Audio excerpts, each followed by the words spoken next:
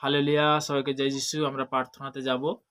সর্বশক্তিমান ঈশ্বর পিতা, তোমার মহানামে ধন্যবাদ করি। পিতা স্বর্গপিতা সিংহাসন পিতার পাদ তোমার চরণ নিয়ে অসংখ্য ধন্যবাদ করি। আমার ভারতবর্ষের বিভিন্ন প্রান্তে যে সকল সন্তান গভর্নমেন্টের মধ্যে কাজের মধ্যে রয়েছে পিতাকে, যারা বিভিন্নভাবে চাকরি জীবনযাপন করছে তাদের জন্য প্রার্থনা করছি পিতাকে। যারা বিশেষ করে দেশ বিদেশের মধ্যে রয়েছে, তারা যে এই মুহূর্তে শুনছে পিতাকে, তাদের জন্য প্রার্থনা করছি পিতাকে। আমি প্রত্যেকটা দেশের জন্য প্রার্থনা করছি পিতাকে। আমার ভারতবর্ষের প্রত্যেকটা দেশের জন্য প্রার্থনা করছি। কলকাতার জন্য, কলকাতা, ওয়েস্ট বেঙ্গল, স্বাগতিক ব্রাঞ্চের জন্য প্রার্থনা করছি। Kerala, Tamil Nadu, Hyderabad, Andhra Pradesh, Madhya Pradesh, Bombay, Poona, Goa, Punjab, Haryana, Delhi, New Delhi, Chandigarh, Kolkata, south branch লাশিক কভারিং করবে থেকে, গুজরাট, ইউপি, বিহার, ঝাড়খণ্ড, লখনৌ লাশিক কভারিং করতে থেকে, উড়িষ্যা, বেঙ্গালোর লাশিক কভারিং করবে থেকে।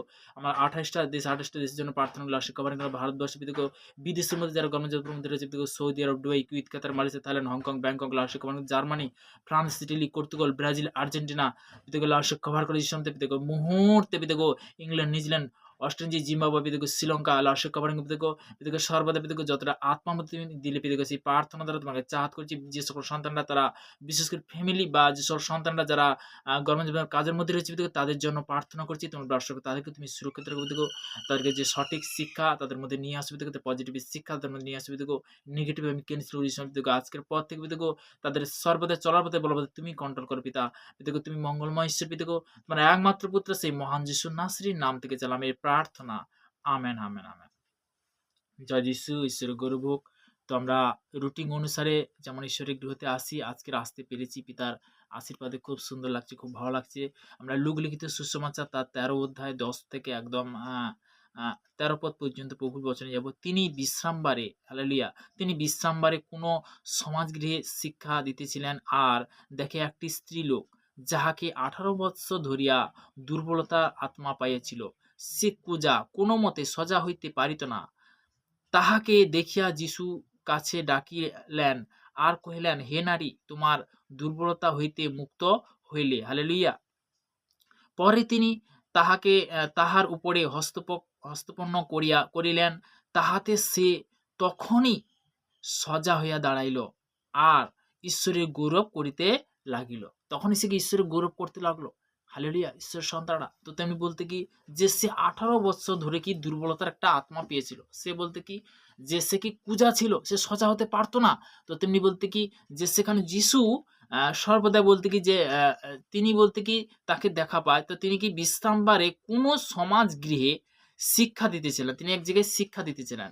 আর দেখে একটি স্ত্রীলোক, দেখলো যে একটি স্ত্রীলোক, হালেলুয়া, যাহাকে 18 বৎসর ধরিয়া দুর্বলতার আত্মা পাইয়াছিল। 18 বৎসর ধরে কি দুর্বলতার আত্মা কি পাইয়া ছিল। সে কুজা, সে কি ছিল? কুজা ছিল।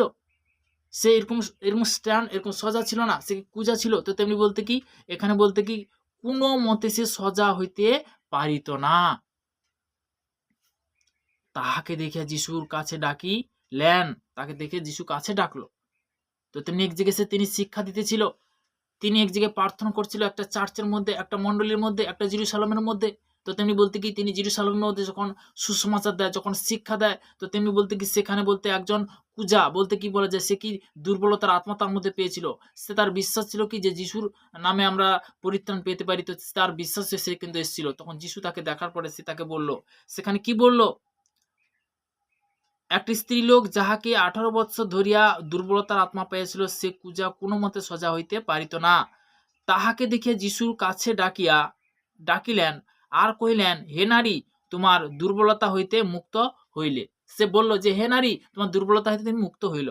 পরে তিনি তাহার উপরে হস্তপূর্ণ করিলেন, তাহাতে সে তখনই সে সজা হইয়া দাঁড়াইল আর ঈশ্বরের গৌরব করিতে লাগিল। হালেলুয়া, কত সুন্দর। হালেলুয়া, প্রভু স্তুতিও, খুব সুন্দর। তো তেমনি বলতে কি ঈশ্বর সুন্দর করে, মহিমা করে। আজকের বলতে কি যিশুর নামে বলতে কি যে প্যারালাইসিস ভালো হচ্ছে, ক্যান্সার ভালো হচ্ছে, বড় বড় মানে গুপ্ত রোগ থেকে পরিত্রাণ পাচ্ছে তারা। বিশেষ করে যে সন্তান মা হতে পারে তাকে মাও হয়ে যাচ্ছে। তো তেমনি বলতে কি যে সন্তান বিবাহ হয়নি তার বিবাহ হয়ে যাচ্ছে। আমরা বড় বড় সাক্ষ্য দেখেছি। হালেলুয়া। তো পিতার ধন্যবাদ হোক ঈশ্বর নামেতে। তো আমরা যখন ঈশ্বরের আরাধনাতে আসি, পিতার বাক্যতে আসি, পিতা আমাদের কি করে? আশীর্বাদে পরিণত করে, তাই না?